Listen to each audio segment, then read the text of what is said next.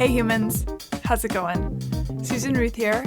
Thanks for listening to another episode of Hey Human Podcast. We are inching so closely to episode 100. This is episode 97. I'm really excited for episode 100 because, first of all, 100 episodes, oh my gosh. And secondly, I interviewed my parents. And so I'm going to splice together mom and dad's interviews to make one whole interview and have that be episode 100. I thought that would be really fun. So looking forward to that one. This episode is all about Enneagrams. And for those of you who know what the Myers-Briggs are, the Myers-Briggs test is, you might also know what the Enneagram is. And it's sort of along the same line in that it's a personality, how you deal with the world at large and how the world sees you and all that kind of stuff. One of those deals. I am being very basic in my description of it because obviously I want you to listen to the episode where I speak with Ramona Reid, who is a specialist in Enneagrams. She is here in Nashville, and I went and hung out with her and talked all about it. It's really super interesting. For those of you that know what these are, it's when you hear people say, oh, you're a 4, or oh, you're a 7, or oh, you're an 8. That's what the Enneagram, that's what's being talked about, is your number is your Enneagram number. I took a test before I went to talk to Ramona, and it is a test that is offered at the Enneagram Institute I want to say this right. It's either .com or .org. Let me see. EnneagramInstitute.com. And Enneagram, I'm going to say it wrong every time probably, ENNEAGRAM. So I know that for some people you're thinking, wait, is that where you start with one word and you jumble up all the letters and you end up with another word? That's an anagram. So this is different. And it's not a bananagram either, which is when you send a banana to your friend or your enemy if they don't like bananas, or maybe they're allergic. I don't know. I personally love bananas, but not ripe bananas. I like them just before they're ripe. I think that's when they're the best. But it's not a bananagram, and it's not an anagram. It's an Enneagram.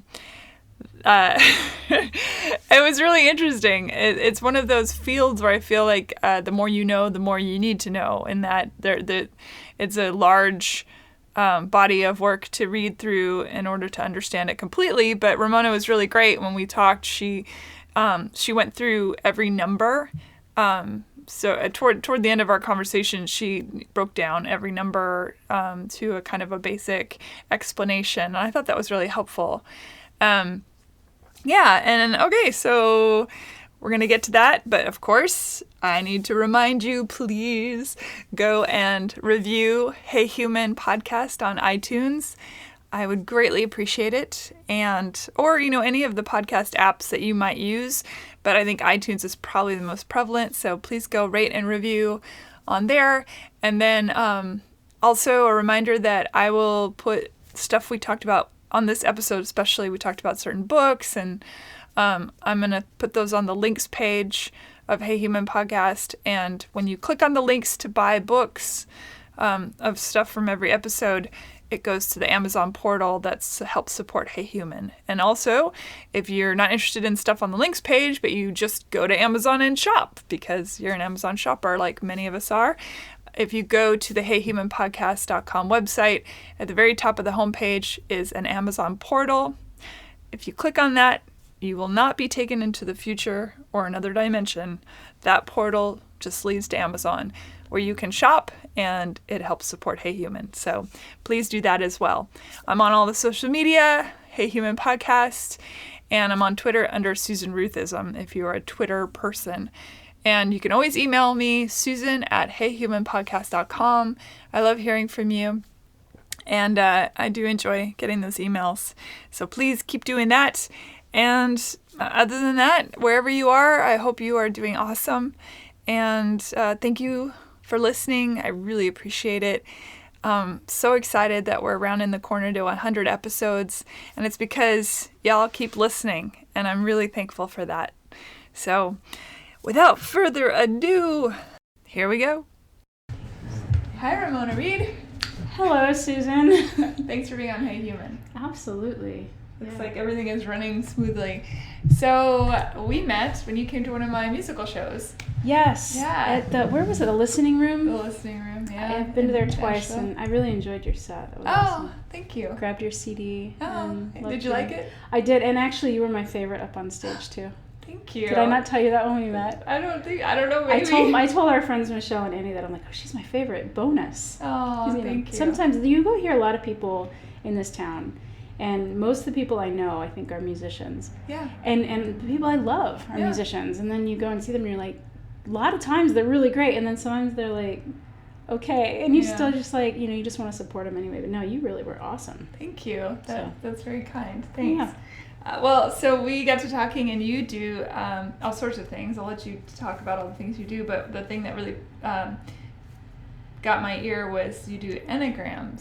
Mm-hmm. And since I didn't know a whole lot about that, it was fun to look into it. So what are all the things you do? Well, I own a holistic health center in East Nashville called Nashville Center for Alternative Therapy. And we are here now, and it's beautiful, and it smells really good in here. I just got acupuncture right before you came, so I've got the acu-high, so I'm mellow. But we have acupuncture, massage, Reiki, EFT, which is emotional freedom technique, tapping. We have mental health counseling here, yoga classes, and intuitive Enneagram coaching, of which I am the coach. So we do lots of different stuff here, but part of it is, I think the cornerstone of it is this intake process where I sit with someone for an hour and we try to really figure out what's going on with them historically from a physical as well as emotional and psychological standpoint, and figure out an alternative therapy treatment plan. So you can use all the different modalities that are here depending on what they say or what they talk about. Yeah, and also hand in hand with Western medicine. We're not just like eschew all of that and just come over here and do our thing. Like we want you to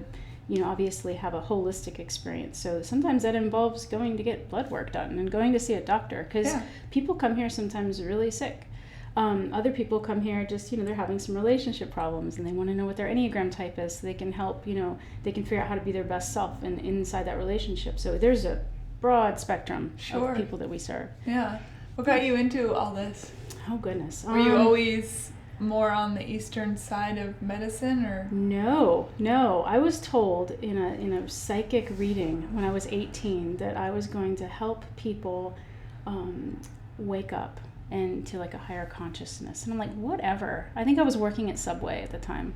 And then I did all these bizarre jobs. I ended up in healthcare as a nurse assistant for a while, in hospice within house with AIDS patients back in the 90s, before that was something that people really did. And then I did retail sales, and I did middle management in corporations, and then I did stopped shoplifters for a couple years, and so like this had always been in the back of my head, like is that real? Is that really going to be something I do, and what does that mean? But I kind of stopped thinking about it, and just life progressed me in this way. And I quit my middle management corporate loss prevention job and decided, what do I really want to do?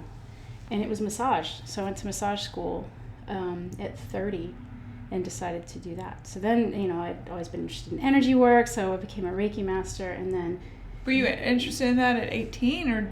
In Reiki, I was in New Mexico, and sort of everybody is interested in energy work in New Mexico. So, sure. It was something I was always drawn to, but again, this wasn't like a plan. Okay. This was a... get out of the way, life will happen. Keep getting out of the way of your ego and your will, and see what happens. And the center happened specifically from a voice. Oh, that was in. I'm gonna put a pillow behind. Yeah. There's a lot of motorcycling happening. So we're on Gallatin. There always is a little bit of motorcycle happening, but I just, in case it's getting picked up, I'm gonna just do that. Okay. Absolutely. That's better. Yeah. So I was a massage therapist for a while, but then I got this very distinct. I put on a purba, which is it's a Tibetan symbol of healing, and it's supposed to be it cuts through illusions. And I put on this piece of jewelry, and this sounds really bizarre and esoteric, but this really actually happened. I got this rush of energy throughout the day that felt like I couldn't figure out what I needed to do. It was like anxiety. And then I got this voice that was like, do it now, the center, do it now. And I'd had this idea maybe for a couple days, and I talked about it, but it was a very distinct physical, auditory voice. So I was like, okay. And we, me and my partner decided we'd come up with a name and say that we had a center, even before we had a physical center. And then it just kind of manifested. And this person, the landlord, called me and was like, I hear you want to open up a holistic center. I have a place. And that's how it happened. Wow. It was really crazy how the people would call and be like, hey, I've been looking for a place, and this is the perfect community and group. So we ended up with a great team throughout the past 3 years that have, come and gone, and what has worked, what has been steady, and what has been received really well is the massage, acupuncture, what we are now, tapping, and Enneagram. Mm-hmm. So we decided, let's stick with what's working, and then we have a really big community of offsite referral partners that involve nutrition and fitness and more Western medicine or nurse practitioners, things like that. What about businesses because I took the test, the Enneagram test that you sent me the link to, which was the Enneagram Institute, .com. Anyone wants to take the test? Yeah. And it was $12. Yeah. And as I was reading it, I got the sense that I could see businesses using this to try and suss out their workers and is that what it's primarily used for? I think that's what it's primarily used for right now is in corporations. Yeah, kind of like the DISC test or Myers-Briggs. For people to have better working relationships, understanding of their coworkers, things like that. It is used really prevalently there. It's also used in churches. It's used in couples counseling. It's used in a lot of different ways. In churches? How so? Well, it's a lot to get into. Before we even go explain, because people may not even know what an Enneagram is. Right. So let's talk about that first. Of course, yeah. The Enneagram is it's in essence a personality typing system like Myers-Briggs. A lot of people have heard of Myers-Briggs. More and more people are hearing about the Enneagram, but I think Myers-Briggs is more like common. So it's similar to that in that it asserts that you're one of these 9 different types, or that you are perhaps dominant in the energies of one of these 9 different types is a better way to put it. And learning about this type, learning about your personality is helpful because then you can start to not be so tethered to the ego and the personality and really realize eventually your true nature, your essential qualities, your virtue. So in that way, it can be a spiritual pursuit, but in a lot of ways it's used as an intellectual pursuit or as a social construct in order to help people relate better. Isn't the ego the one taking the test though? Haha, yes, actually. So as I was taking this test, I was thinking, I'm not either of these things. And so then I'd sit with it for a minute and say, all right, what have you been? And and I tried to picture myself in different scenarios and then choose the one that either fit me the most and or what I know that other people have said about me. Yes. And so I was trying to get out of my own way as well, but I was like, oh, maybe it's the ego that actually is supposed to be taking this test and not the person that I have more realized. So it was... I wish there had been, taking the test, there's 2 questions, and you have to pick which is most like you, as you know. There's 144 questions. I assume there's probably different tests that have different levels. But probably good 15-20% of them I thought, where's my third option? Because I am not this, nor am I this. Yes. I have shown both traits at some certain points in my life, but I didn't feel like... Yeah, so the testing is like it's the worst part. It's I think the least clear part is the testing. There's a quick test that I do with people before they come in for coaching or when they come in for the intake that's literally like 6 questions. There's the 144. There's one that's 54. There's one that's 27 questions. I mean, there's so many different tests, and the tests are so inadequate at determining your type. Yeah. I think and they ask the same questions differently as you move through the test, and I didn't know if it's static or if it grows with you, so that if you answer a certain way, it will provide a different amount of questions, which I wondered that too. Is it across the board the same questions so that you get a true... Enneagram Institute, I don't know how they do it. Okay. I know that there's some that are receptive to your answers and they'll kind of change, but I don't know if the Enneagram Institute has that test. Yeah. I know that the book... the Wisdom of the Enneagram book by Risso Hudson has what's called the Ready Sampler inside their book, which is the one I use. It's the most simple, basic, non-comprehensive, inadequate test. I'll put a link for it on my Absolutely. website As I so just people said, can find it. Very inadequate. But the best way I feel like to find your type is to read about and study the types. And then most likely what happens is people find themselves or their egos in the descriptions of these types. Yeah. So that's how it often happens. It often happens in this like aha or ew, oh God, there I am moment where you see it a lot of times not from the high energies of the type, but you'll recognize your type or your dominant type in some of the lower level energies, or what's called the fixation or the passion of the type. That's where people often have that like acknowledgement of their shadow side. And that's what sometimes the test can take away from us. I read something somewhere that said, it was beautifully put, that there is a muscle that develops inside of us when we are able to determine our own type. Instead of having someone type you or tell you, even a test, like here you are, there's something that develops inside of us that I think is really necessary for our process for self-awareness, where we can say, oh yeah, that's something I've been known to do in my, lower energies. I've been known to do. That's how I sabotage stuff. Or, yeah, that is one of my essential qualities. That is something I'm proud of. That is a virtue. When I'm quiet, when I meditate, when I'm still, I pick up on that energy naturally.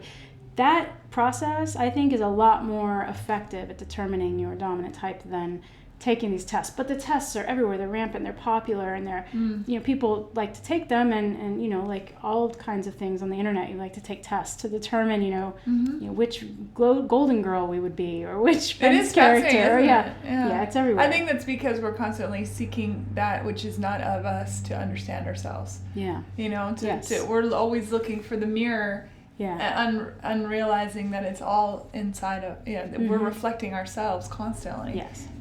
So. And some types looking for that mirror more than others. There's 3 types that, and I can go through them if you want me to. Sure, I'd love to. It would be like I said, an inadequate description, but I can do that. But there's 3 types specifically that are the attention or mirroring types that are really looking for that. And then there's 3 that are the autonomy types that are more like, don't mess with me. And then there's 3 types that are more security based. Okay. So it's interesting, and I haven't really done any kind of like looking into this, but there's lots of groups online for Enneagram, and there's lots of discussions. Like, I feel like more types online are like 4s or 5s or 2s. It just seems to me the more investigative or mirroring types end up being online. But what are you? Well, that's a discussion that I've always said I'm a 2. I've been studying this for almost 7 years, and I thought full on that muscle that developed right on. I was like, oh, yep, I'm a 2. I witnessed myself in that description, and I had a lot of shame over it. And I've spent a lot of time looking at those different parts of myself and trying to build them up and to be less ego-based, less reactive, and more of those essential qualities. And so 2s are ego-based? Well, we're all ego-based. No, well, 2s are the 2s are the helpers. The 2s are the ones that in the heart triad that have these essential qualities of attunement and sweetness and unconditional love, and they're the givers. And in their lower levels, they tend to be very manipulative and prideful to try to get that attention through grasping and giving love. And no, I don't need this, you need this. And in that way, manipulating other people to, and also not acknowledging they have their own needs and not having a lot of self-care. And so you see that in like... the martyr personality. Absolutely. And so I spent a lot of time with that. And actually very recently I've been really investigating that I might be a type 1, which is hilarious because this is what I do, is help people figure out their types. But that's sort of the whole point. But do we not grow? We grow into different types? I don't think well, that's a really good question. I mean, I think that we eventually, the whole point is to not be so attached to our shadow side of one ego, of one dominant type that we live there. I think the point is that we ascend our type and take on the virtues of all the types and recognize our different energies that are in all the types. However, it is important not to bypass the step of learning your dominant ego reactive state. Nobody wants to see that. Nobody wants to do that. Like, no, I'm just all the types. It's like you actually do. In all of these books you read and all of these ideas about... I didn't know if you wanted me to wait. About the Enneagram, all of the whole concept is that we... Goodness. It's a Harley factory game. out there. What was I saying? The whole idea is that we are one dominant type. We were born, some people believe, one dominant type. And to learn that is important because you're going to go there when you have stress or anxiety. That's where you're naturally going to go. Mm-hmm. You're not going to naturally go to that shadow side of this other type. So you go to your child when Absolutely. You're stressed. Your child is where your adolescent comes from to protect, right? Yeah. So if you interviewed Michelle Chalfant, right? I did, yeah. Good friend of mine. So we've talked a lot about how the adolescent chair is actually your Enneagram type. Yeah, okay. That makes sense. It seems like it would be the logic where you start from. Right. So why do you want to sit and learn everything for decades about your adolescent? The whole point is to get into your adult chair, which is, from the Enneagram's perspective, your virtuous state. Yeah. And then all of the different types of virtuous states. How do you feel the Enneagrams differ from the Myers-Briggs? For people out there that have taken that test, of which there are probably so many people have taken that test. Yeah, and I have as well. I feel like, for me, the Myers-Briggs was helpful. I read about my type, and then I didn't know what to do. It was like, then what? And maybe this is part of my one energy, and I'll explain that in a minute, but the ones are the reformers. Like, we want to be better. We want to perfect ourselves and others. And so maybe it's that, but I didn't know what was next, and I wanted something more. And when I read about the Enneagram and I learned that it's not just going to tell you what your type is and give you a really full, comprehensive understanding of what that is, it's going to offer you a pathway out of that so that you can help dissolve the walls of your type and what we were talking about, pick up on the energies of all of the different types. So that gave that to me in a way that Myers-Briggs I didn't really feel like did. It was, Myers-Briggs is great at understanding this box, as is the Enneagram. But the Enneagram then, this is where, for me, it turned into a spiritual process of wanting to figure out all the ways that I had done things messed up and sabotage relationships and created a lot of suffering in my own life through, and then through this information, I was like, oh, I don't have to do that. That's not me. And also that people identify with this shadow side and think that's them. But the Enneagram gives you this sense of... You mean totality? Like, that's all them is the like, shadow. oh, I'm so bad, or I'm so... Like, they feel like that's their, like, in the words of Dexter, like, that's their dark passenger, and it's always going to be there. And it's like, there's no grace in that. There's no self-compassion there. There's just judgment and blame and, fear. You gotta get down with your shadow. That's right, you do. And I think you gotta appreciate Go to lunch together. That's right. And sometimes it can be really helpful. Yeah. And so, my shadow loves a great steak. my shadow likes pumpkin pies. I just made pumpkin pies yesterday. Yeah. This is my first time making them. Oh, wow. They're really good. Yeah, anyway. You should have brought some. I should have brought you one. Sorry. No, it's okay. It's okay. I've had enough pie the past 2 days to last. And I know.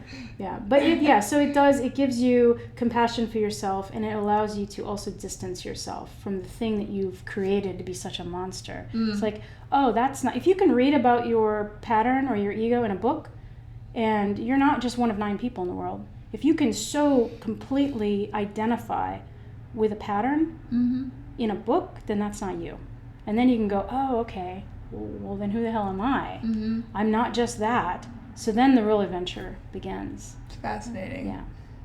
Huh. So, and there's the horoscopes. Let's dig into that. Okay. All right. So, I know so little about that. Yeah, well, but what's interesting to me is that, people read their horoscope, and there was that test in the 70s where the psychology professor handed out the same exact horoscope to everyone without anyone else knowing, and just had the name of whichever sign, and everyone's like, this is totally me. Right. But it was the exact same thing across the board. But if you dig down into astrological stuff and you get, time of birth, place of birth, the moons, the sun, where all the houses are, then it starts getting really complex and more specific, which is, to me, fascinating. All this stuff fascinates me.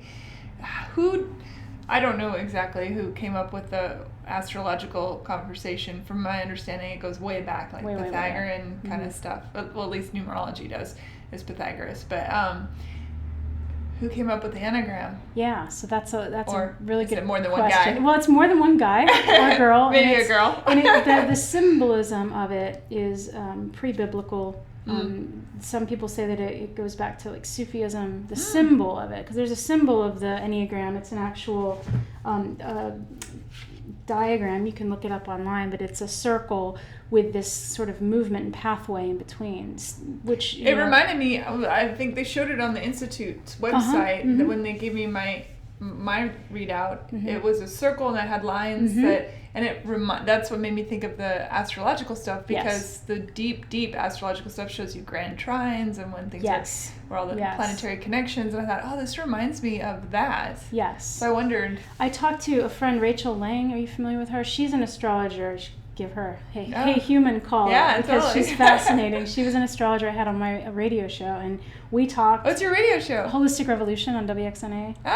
So I interviewed her like a year ago, and we talked on the phone first because she was a friend of a friend, and she lives in LA, but she comes here sometimes and does readings for people all over the world, and very gifted, intuitive as well. But we talked about, she was really into the Enneagram, and so we were able to talk about the commonalities of Enneagram and astrology and how it actually does play really closely together. So I think all of this stuff comes from, it's all very old. Old, yes. Yeah. So, but saying that, the ideas of it were old, but as far as being a personality typing system, that's like 60s and 70s. Okay. It's fairly new. They were big into that stuff in the 60s. They sure were. And so, and this came from, I think it was Gurdjieff around the turn of the century that came up with the ideas of movement. It wasn't even about personality as much as it was about movement. And then he, I think, inspired, Chazo and Naranjo, who ended up doing their own studies separately, and then they've inspired people. And then Risso Hudson wrote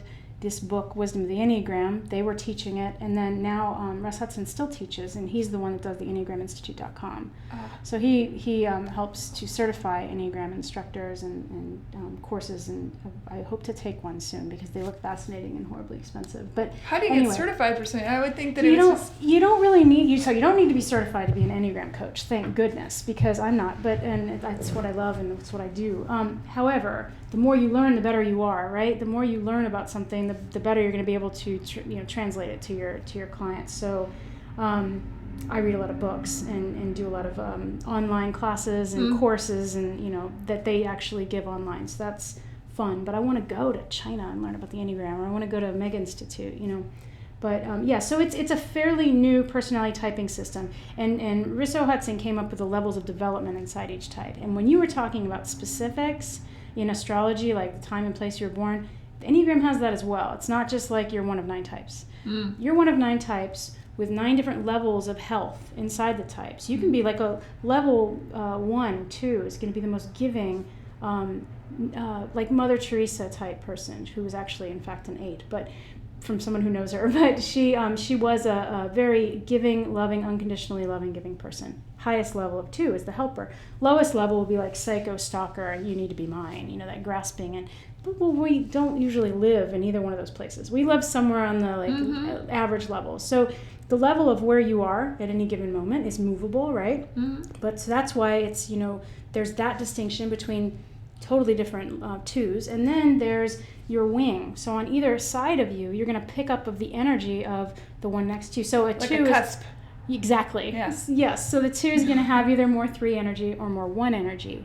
A 4 is going to have a 5 energy or a 3 energy more dominantly. So your 4-wing 3 is going to be totally different than a 4-wing 5. How do you delineate all these? Is that just a more complicated test? Or they're tests, but again, I don't believe in them because I feel like I've been typed a 9, a 7, a 2, a 6. Just depending. At the same times. I've taken different tests and typed differently.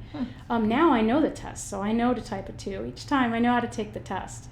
And I was just joking with that with my partner last night. Like, she took a new test, and she was like, "Oh, I'm a 9." I'm like, "Yeah, you are a 9," but I think she knows how to take the test too. And as she's taking it, so when you say know how to take the test, like know how to manipulate it to become what you think you are? Not manipulate it as much as you know what they're asking. If you've studied the Enneagram, you know that question is like basically saying, "Are you a 4?" Because you understand the wording of the different types, so you know what they're asking. Yeah. But so there's ways of taking tests that can tell you your wing, but I think that's something you need to, again, investigate the type next to you. Yeah. And see which one feels more like you. And then there's your level of integration or disintegration. If you're healthy, you're going to travel. Those lines in that circle show where we travel when we're healthier or when we're not. It's fascinating. And so that, and then there's also the biggest distinction in one type is your dominant instinct, which is going to be either self-pres, social, or sexual. So a sexual dominant 2 is going to be very different than a self-pres dominant 2. So this is how we get to be completely 100% unique in our ego reactive pattern from somebody else that's a 2 next to me. Oh, totally different people, but we have this commonality, and what's in common usually is what's important to us, where we go when we're stressed out, and what stresses us out. So can you tell when you meet people just at a cocktail party and you think that's a 4 or whatever it is? Yeah, I do. Unfortunately, I do tend to do that, but it's not healthy. It's not something I want to do, because it's just one of those things when you're learning something, you're excited about it, it's what you live and what you think about all the time. I totally geek out over it all the time.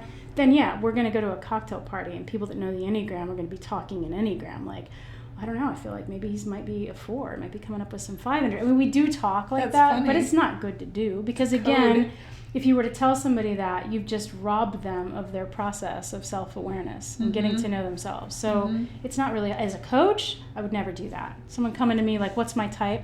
I'm not going to be like, well, you seem like because what am I saying when I'm saying that to you?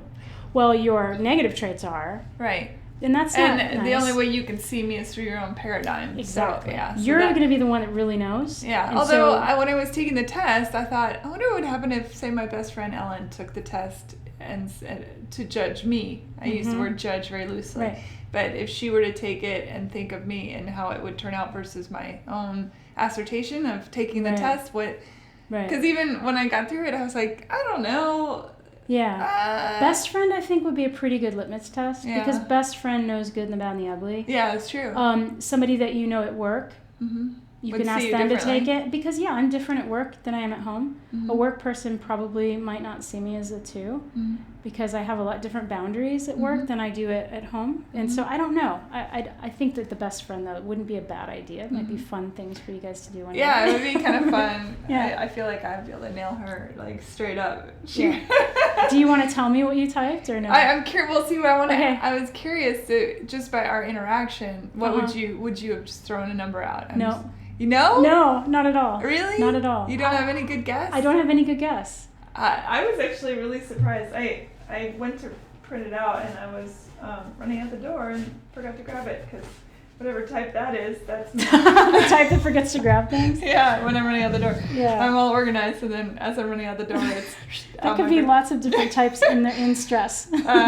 So this surprised me. So, okay, it said I was type 3, the achiever, and then it said that was my highest score, and then my second highest score was a tie between 8, 5, 7, and 1. I got a 4-way tie. And they're so not alike. I could see 3 because of the things that you do. Like 3s are effortless achievers. In their highest self, they are the source of beauty and radiance. Aww. And so and so I'll take it. 3s are in that same triad with the 2s. Okay. 3s want to be mirrored, 3s want attention, but they get it in totally different ways, whereas a 2 is going to get it by doing and being helpful and being loving to get love, which is indirect. A 3 is going to do it by being seen as successful, what their image is seen as. Interesting. So those essential qualities of like beauty and radiance, they don't often know that they're the source of, because they lose touch of that within themselves. So they try to make themselves radiant or beautiful by what they have achieved. Interesting. So what comes up then for the 3 in their level of, when they're a little bit less healthy or when they feel stressed out, is a sense of deceit or even self-deceit, and vanity can come up. Like wanting to have an appearance. So a 2 with a 3 wing is going to understand that, like wanting to appear also very high achieving, but giving, Yeah. And a 3 with a 2 wing, and I know a couple of these, want to be seen as achievers and performers in some way, but also very loving and giving. Yeah. So that's where those energies would coexist. Yeah, as I was reading through it, I thought, well, this is really interesting, because I love meeting strangers. But I get very shy around people I know that I don't know really, really well. Okay. And I don't know, some of the stuff I was like, I don't know, that just But how other people see me and how I see myself, I'm sure, are completely different. Or I learn who I am by others in that as I hear what people do and how they feel about things, I'm like, oh, that's interesting. I'm going to think about that and see how I feel, you know. But as a kid, I would say when I was younger that how people saw me was extraordinarily important to me because I was, you know, I felt very geeky and gangly and nervous and anxious, you know, about that stuff. So I don't know. I mean, it's just interesting to see. It cracked me up that the other one, that 4 or 5 of them was a tie. That's like, why really? tests. Oh my God. Yeah, that's why I don't love the tests because it's like, how can you? That's so. They're so specific. The types are so specific. How could you say you're definitely this, but also could be these 4? Like in a test, they can do it because they're not feeling you. It's just a test. But if you were to read the 3, if you were highest on the 3, if you were to read it, there is a likelihood that you probably are. One thing that the 3 is an antidote for that fixation, is an antidote for that deceit or self-deceit or disconnect from their hearts, because 3s are right in the middle of the heart. Try and sometimes have a disconnect from that because they're very assertive boundary types. What does that mean? Assertive boundary means they're more engaging, more physical, more assertive, less open to feeling. And less touchy-feely. Yes. More demonstrative. Yes. So and more and less demonstrative, really, of real true love, but more demonstrative of projected appearance, the 3. So the pathway out for the 3 is, first of all, to open their heart and be vulnerable, but then I could work on that for sure. Authenticity. So authenticity is authentic. Yeah. You know, here who's who I actually am. Yeah. And then you come into your whole being in that way, and you're able to really access those essential qualities and remember that you're the source to them. Yeah. Because the whole idea of the Enneagram is that we're born with these essential qualities just inherent in us. And so, like let's take the 8, for instance, when we talk about the types, oftentimes they start with the 8. And the 8 is the source of vitality and life force and power. So imagine being this little 8, you know, running around like, I am powerful, you know, woo! And then something happens, whether it's a trauma in their life or imperfect parenting, or something happens where they lose that connection with that essential quality that is them. And then they suffer the illusion that they don't have it anymore. And so then they try to recreate the illusion of that separateness outside of themselves. So then 8s try to be powerful and be full of life force and vitality. And they end up being called the challengers. The ones that are, so like a healthy 8 might be Martin Luther King, whereas an unhealthy 8 might be like Stalin. So healthy 8s are powerful. They command respect, right? They just are instead of they don't. I love what you just said. They're either they be or they are. So there's the one that's wearing the mask, saying, "Look at this. Look at this thing that I am." Yeah, and then the other, it just is. It just is, yeah. And you can tell, and you can feel it. Specifically, you can tell if it's you. You know whether you're actually living through your power, your essential qualities, or if you're trying to create them. There's a sense of anxiety over trying to recreate this because you believe in error that you're not the source of it anymore. So trying to recreate it, that's our ego, trying to create safety or security, whatever it is. So coming back to ourselves, taking a moment, you know, and coming back into presence, like, oh wait, it's not gone anywhere. I am that thing. And then that's when our virtue can come out, when we're like, oh, okay, I'm present. I'm not trying to be powerful. I'm not trying to demand power and respect. I just am. And that's where I think, you know, this is the way that wars can be stopped. You know, this is the way that relationships can heal, is in remembering that if we just take a minute and we're just in ourselves, that these essential qualities will come through, and that's how we can relate to people. I could just see the relationship fight. You're being such a 4 right now. All the time. All the time. I think at the beginning, yes, you use it as a weapon and it sucks. That's like what we do with everything, you know. When we know a little bit about it, we can be dangerous. Sure. And it can be a fun, you know, parlor game, a party game. Like, oh, let's take this test and let's see what James is. And it's like, oh yeah, James is such a 5. I'm like, that sucks. Yeah. It's not helpful. It's fun maybe, but for who?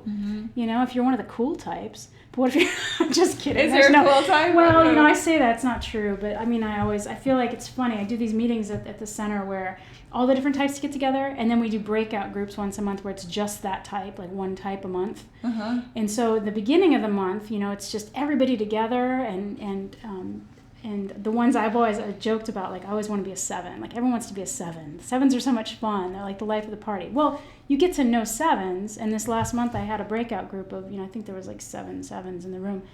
It's not all like, rainbows and unicorns to be a 7, because they're one of the mind triads that's in their head a lot with a lot of anxiety about what could happen and kind of running from that feeling of fear. So they appear to be fun-loving and exciting and like life of the party, but there's oftentimes when they're not present, oftentimes 7 are in this state of like anxiety and needing to not slow down for fear of getting caught by something that could control them or hurt them or I know people like that are constantly in movement, so they don't ever have to sit with themselves. Yeah, and different types are like that, but 7 specifically, like you can just see there's an energy, a very kinetic energy around 7s. My best friend's a 7, and she just can work a room, and she's fun. She's the most fun person I've ever been around. She's amazing, and she needs to sometimes quiet and come back to center and be like, that's right, I'm safe, I'm good, everything's okay, and that's just that energy that everyone wants to. I want to be a 7. I've joked about that with other people, like I want to be this. I don't really.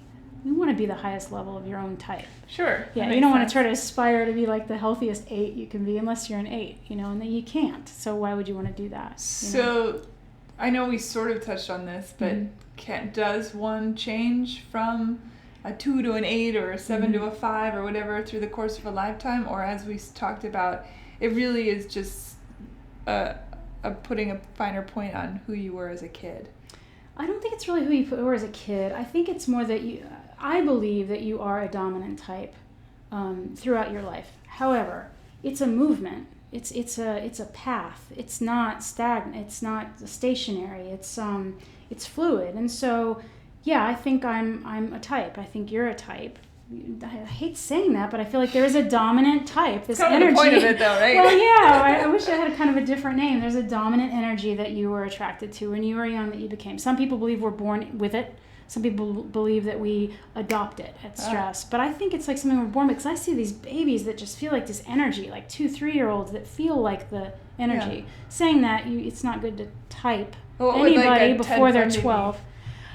Ted Bundy. So the lowest level of possibly, I don't know Ted Bundy, but I think it's actually in the book. Maybe he's a serial killer. Oh, I know who he is. I know who he was. What I'm saying is I didn't know him. I just knew what he was known as doing. Right. So I didn't really know what caused Life him. of the party, that one. I don't know really what caused him to be a serial killer. I don't know what his demons were. Yeah. I know just what he's done. And so that's really difficult to say. Yeah. But he was a very low level of whatever it was that he was. Sure. Not self-aware. Yeah. And same with like Jeffrey Dahmer. I mean, you can look at these books and you can see what the personalities of famous people were probably. Like they say that Barack Obama is most likely a 9.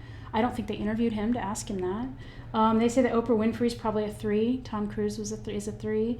But that's just really the energy of the type. Interesting. More than I don't know that they actually know these things about them. Do you know what would be curious is to test somebody with multiple personality disorder and see what all their personalities, what all their types were, if they were similar or dissimilar. I think that would be very interesting. Yes, it would be. I know they've done twins before, and twins have had totally different types. Yeah, that makes sense. But I don't know if they've ever done anything on multiple personality. That's fascinating. I don't know. But I do think that you're born a type, but again, I think that you evolve through it so that, ideally, you're not going to be at a low average level of your type. You're going to be a higher level of your type. And then, like I said, you integrate at your stress point. Like when you experience stress, you're either going to integrate into like a higher level energy. Like if you are in fact a 3, you're going to integrate to the higher level of 6, and you're going to disintegrate to 9.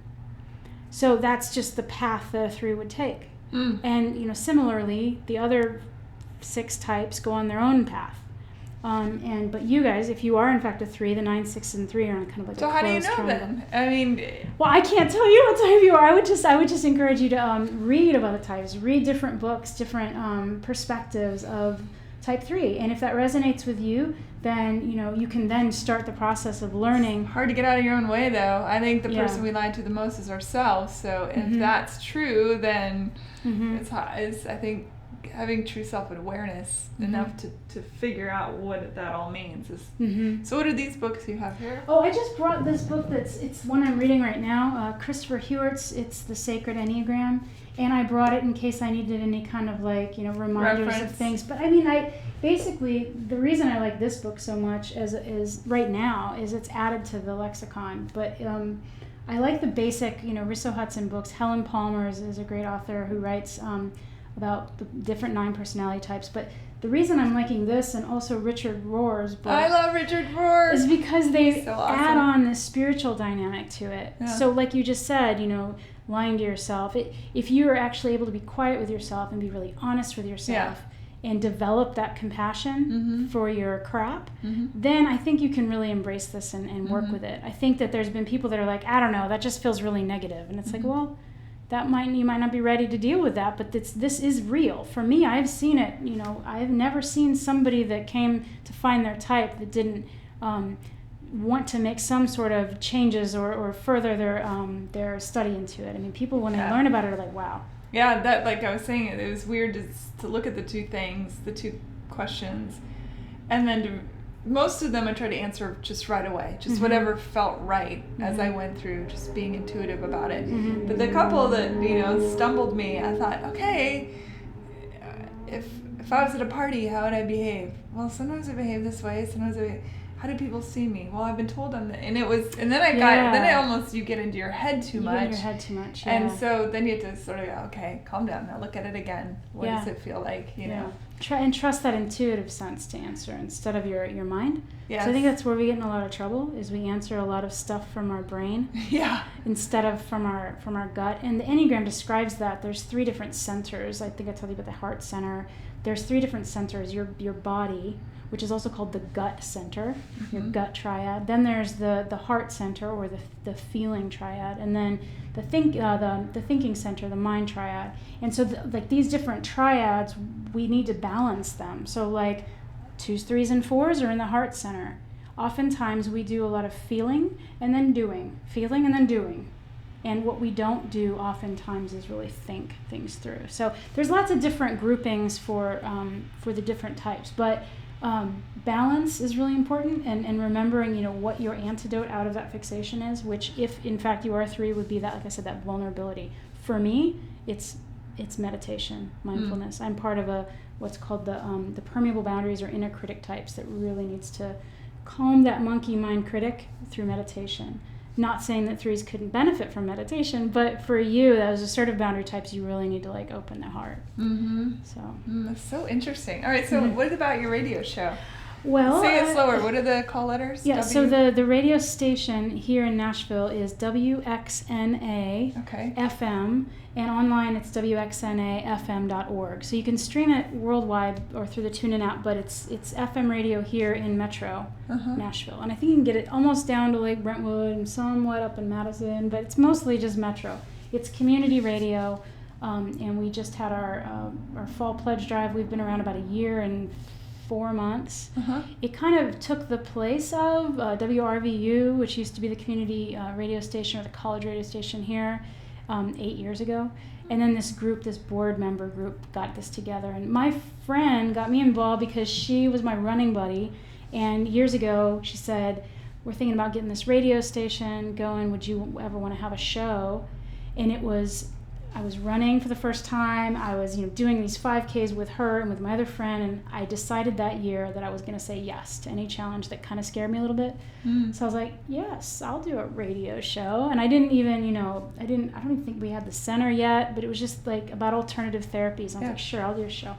So they applied to the FCC, got the station going, and it was amazing. And then all of a sudden I had to do a radio show, and I didn't know what I was doing, and I know now enough that I can edit, but what I've loved the most about it is anytime I'm interested in a modality, alternative therapy, or really anything that has to do with holistic health, I'll find the person, or they'll find me, and I've learned so much about so many things. Yeah, it's awesome. Essential oils, or different types of body work, energy work, nutrition. I've interviewed I think I have 55 shows right now, and I use them as reference now for people that come into the center that have questions about their health or about certain things. It's I had a show about EFT tapping, or I had a show about medical Qigong, or I had a show about, with Michelle and with Annie Wah about NST. I love Annie. So I can be like, go to this because too. Yeah. they talk about their stuff better than I can. Yeah, so totally. Go use that as a reference, and maybe that'll be something that can help you. So yeah, I saw Annie, and she did a couple different things, but one of the things that seemed super,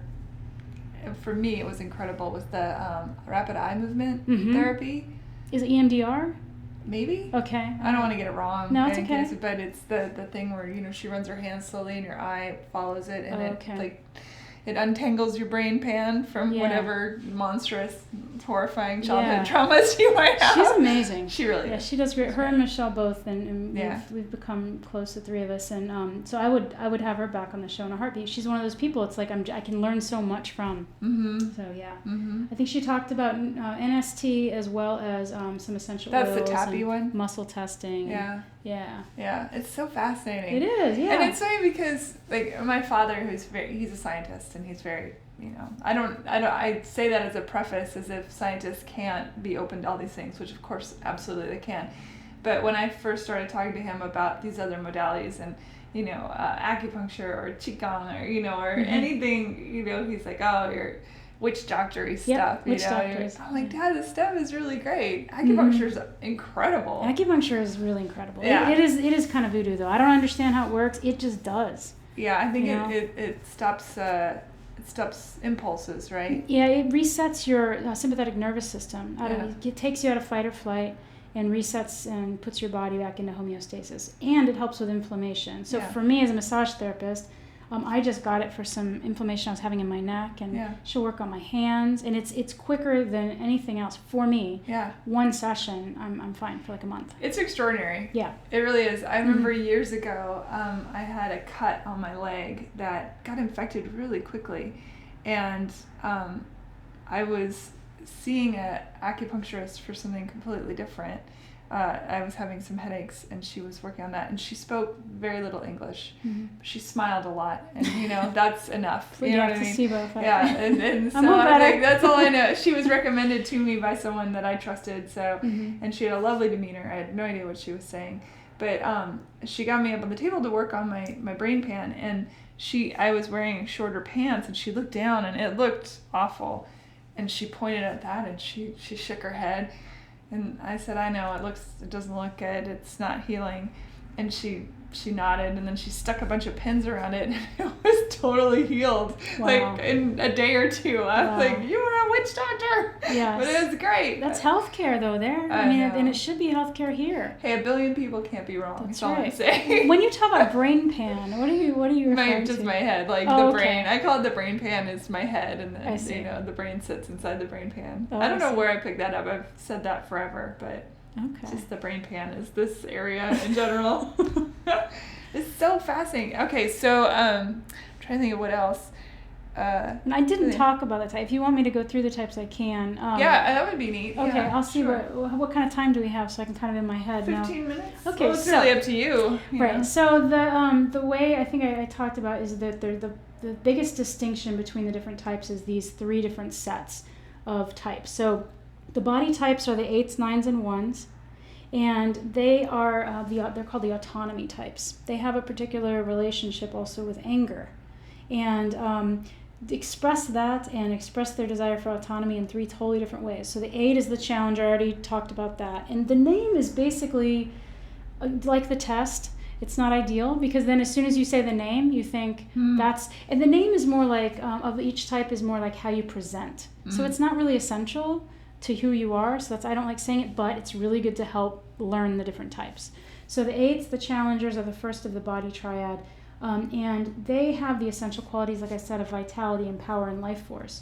When they lose touch with that, their fixation of lust will come in.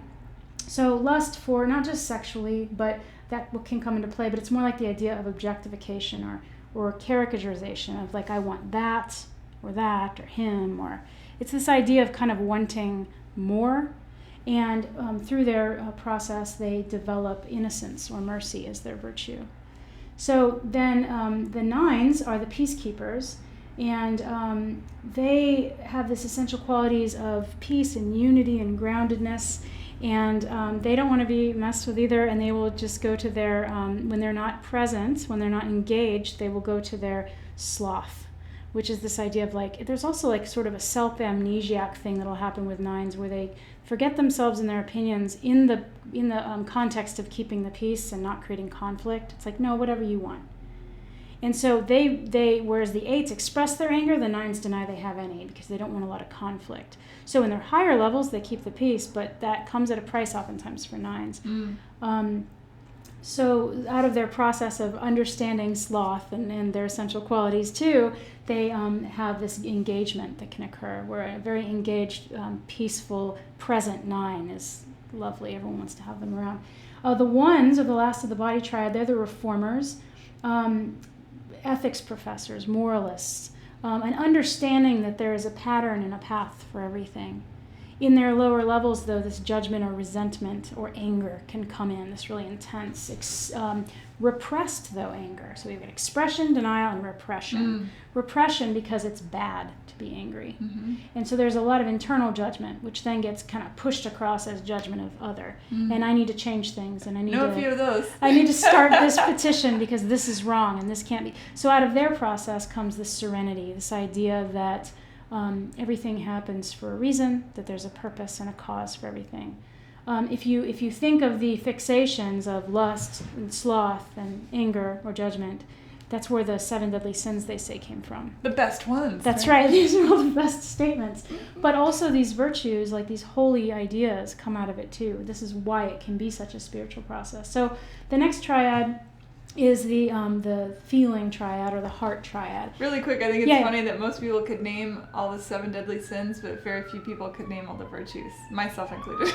Yeah, and I don't know that I could name the 7 deadly sins before I had known about the Enneagram, but now I could, just as I couldn't name the 7 dwarves either. But the virtues we should all know, right? You would think. Like we should, but yeah. I would argue that most people probably know their sins before their virtues. Yeah, and that's why this process is so important, because it's uplifting. It's not just like pushing us down into our shadow. Yeah. That's not the point. Right. And that's why it can turn into that as a name-calling kind of parlor game, you know. But this is such an important process for people to wake up. So, so the feeling triad, the 2s, 3s, and 4s express their desire for autonomy, for mirroring and attention in 3 totally different ways. Like I said, the 2s project and care for and help others at sometimes the expense of themselves, and can be very manipulative in that way. Pride is their fixation, and then humility is what comes out of that process for them. The 3s are the achievers. Again, beauty and radiance and effortless achievement. And what comes out of their process of realizing that sort of deceit or self-deceit or vanity is authenticity. And then the 4s get attention through drawing back, withdrawing, and trying to be seen as special or unique. They're the individualists. And oftentimes they say that if you don't think you're any of the types, you might be a 4, because they're the individualists. They don't want to be typed. And oftentimes they'll find that they are, I'm in fact a 4, if once they read through that. And again, set that ego a little to the side and really see it from a more intuitive, more enlightened sound, like, that is where I go. But the 4s are the essential qualities of the 4 are amazing. They're the source of beauty and depth and mystery. A lot of creatives and artistic people are 4s. They say Rumi was probably a 4. Just that idea of creative expression, and the 4s, the way that they put things across is just so beautiful. They don't know that, though, and they have this fixation of envy, like they have it better, or I want that, or they're seen as less than. So their process, though, what comes out of that is this sense of equanimity, sort of a way of grace under and accepting of all the different energies, and able to not be such at the whim of your responses to. And you can tell a 4 anything. The darkest stuff. You're allowed to swear on my podcast. I have an explicit, just in case. Okay, well, anyway, the darkest stuff you can tell a 4, and they'll be like, yeah, I got you. because they understand their own shadow side so much. I wonder if I'm part 4. Did I mention that number? You might be a 3-wing 4. I don't know. feel like, God, there's a lot of that 4 that I'm like, oh, that's me. Yeah, well, even just the statement, I will say the statement you made about, like, I don't know, like, isn't it all just from our... 4s tend to try to distance themselves from the Enneagram at some stages because of that desire to be seen as unique, which we are. Yeah. Again, if you're a 4, you're a 4-wing with a 3, you're at this level, you're doing this, and that's just your ego. So what do you have to actually give? Yeah. That's not just one of the questions I recall was, do people tell you all the time you're not like anyone else they've ever met? I'm like, hell yeah! Yeah, that can be 4 and 3. Because 3s want to be seen as that, and 4s often are. And there's either a lot of attachment to that as a 4, or a lot of pride in that as a 3, depending. But yeah. So then the next triad would be the thinking triad, the head center, and those are the 5, 6s, and 7s, and they have a relationship with wanting security, and fear would be their sort of negative emotion that they all tether to at some point. So the 5s are the investigators. Their essential qualities would be clarity and illumination, and just these like ping of ideas that come to them, oftentimes clairvoyant. When they're young, maybe they see ghosts, or maybe they see other things that other people just don't see. 5s are brilliant minds. When they're present, when they are not, they start to go into that fear sense of not being good enough or competent enough, and their fixation of avarice can come in, which is an idea of not greed as much as a withholding of self, withholding of energy. I don't have enough energy to get through this, so I'm just going to stay at home. I don't feel like feeling really 5 right now too. You could be a 4 with an energy of the 3 and the 5 on either side of you. Who knows? And there's no hurry, because you're still going to be you. But anyway, so yeah, I see dead people. That's right. So the 5s are just brilliant thinkers. They say Einstein, Nietzsche, Freud, Bill Gates, probably a 5. When they were allowing their gifts to be seen, oftentimes they'll kind of hide into themselves and detach. But their virtue out of realizing this whole process for themselves is non-attachment. Very different from detachment. It's a more Buddhist idea of here, not the counterphobic to avarice. The counterphobic to withholding is take everything, I don't need it. That's different than non-attachment. Non-attachment is, here, I have more. It's fine. There's plenty.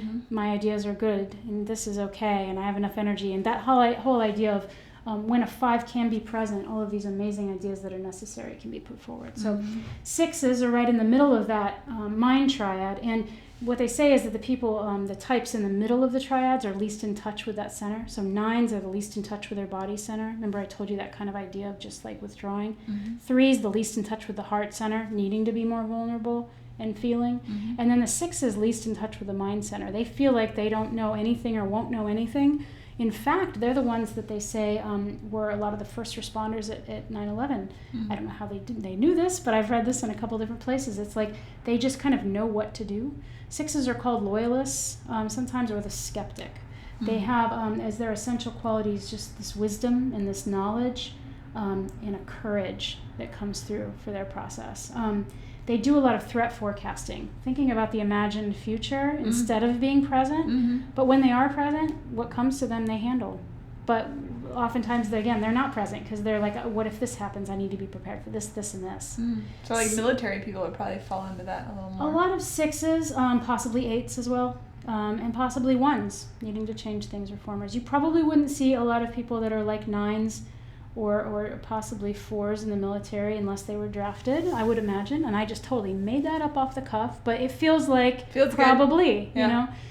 So the 6s and the 7s are similar in the idea of thinking of the imagined future, but the 6s are going to be the ones that are trying to prepare for every possible eventuality. Again, when they're present and they realize that anxiety is their fixation, and they can calm it and temper it with meditation, because again, they're in the inner critic triad. Through that meditation and mindfulness, then that courage can come through and they're able to face what comes. The 7s are in the imagined future oftentimes too, but with a more positive spin, whereas the 6s are like, this could happen and it's going to be bad. 7s are like, this could happen, but everything's going to be fine. And it's a more of an escapist feel. The 7s are the enthusiasts, life of the party, the epicures, amazing, wonderful, joyous people, the source of abundance and freedom and joy. And they don't remember that, so they try to create joy. They try to create freedom and abundance by wanting more and by experiencing more, and maybe not committing to certain things, not that they can't be committed to like relationships and families, but to Friday night plans, maybe not. Maybe they want to keep their options open, and they might also overcommit because they want to, do a lot of different things, and they don't want to disappoint. But they're part of the positive outlook triad too. The 2s, 7s, and 9s are all like, everything's great. And so the 7s, when they threat forecast, are like, everything's fine, because they don't want to sit with the fear of their own anxiety. Their fixation would be gluttony. They want to eat all the things and have all the things. Yeah, that's a good one, except unless you're a 7. But yeah, I understand what you mean. It's like, woo, it's so much fun. But they can drink or eat to excess. They can abuse drugs, things like that. So it's different than lust of like wanting of things. Gluttony is like, I want to eat and have and do all the things.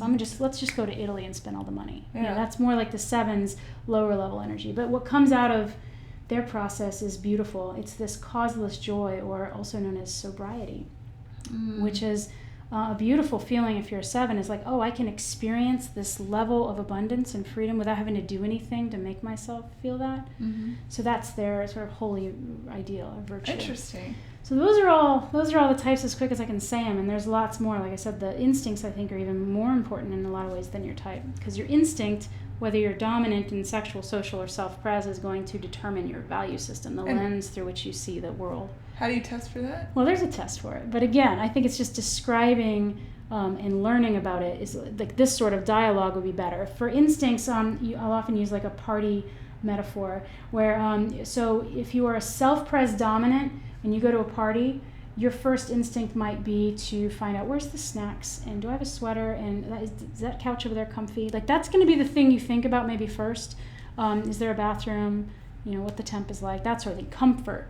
The basic instincts, the basic needs: food, water, shelter. That sort of comfort. Protection. The second instinct would be the sexual instinct, which is more of transmitting as opposed to sex. It's not really about sex. It's about how you transmit what's in. It's more of a one-on-one sort of connection. And they're going to walk into a party and be like, ooh, that guy over there, I want to talk to him. Or, oh, no, her. I want to talk to her. I just feel something. I vibe with that person. And they will do that. They might still have some snacks, but that's not going to be the filter through which they see the party, right? They're going to value more that connection, and that'll be successful for them if they've had like one or two really deep things that have occurred during that party. A social dominant is going to walk into a party and be like, who's in charge here? Like it's a more of a navigating the hierarchy of social constructs. It's like, who is the one that I need to talk to, or who are the people that, and where do I fit in? That's the other thing that will be important. For me, I thought I was a social dominant for years because I can talk to people. I can be in social settings and I'm comfortable. But it's not that. I realize actually I have a social blind spot, which is the one at the bottom, your least likely or least developed instinct, because I realize that sort of thing I don't really understand it.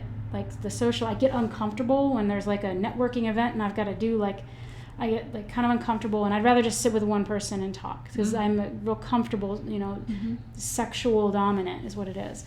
My self-pres is in the middle, and then I have a blind spot of social. So that's kind of how you determine it, is more with that idea than taking a test. Although you can take a test and figure it out. I think those are so interesting. Too. Yeah. Wow. Oh, so much to know. There's a lot to know. And this, I've like I said, I've been doing it, reading about it 6-7 years, and I know just a tiny little bit. There's so much more, and it's so exciting for me. And then the more people that know about the Enneagram, you just added on all their energy into the lexicon of the Enneagram. Like let's say you learn that you're a 4 or a 3.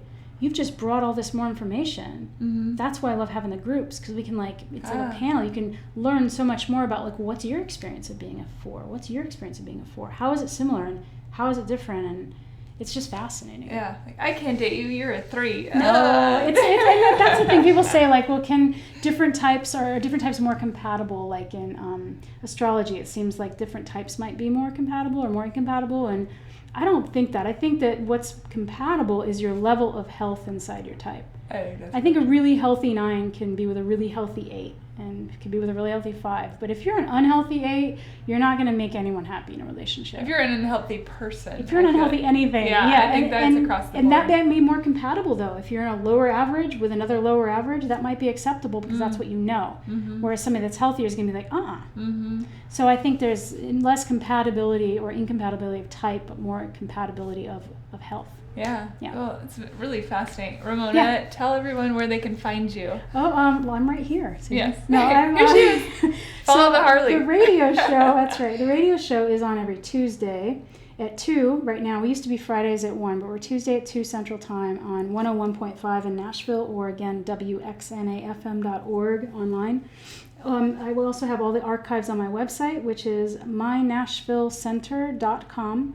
Under Holistic Revolution, you can get all those archived episodes, and also just learn about the center, about what we do. And also you could email me at Ramona, Ramona, at mynashvillecenter.com. Great. And I'll put links to everything and the books we talked about as well on heyhumanpodcast.com, so y'all can find all the good stuff. Yeah. Thank you. Thank you. This was fun. Bye, everybody.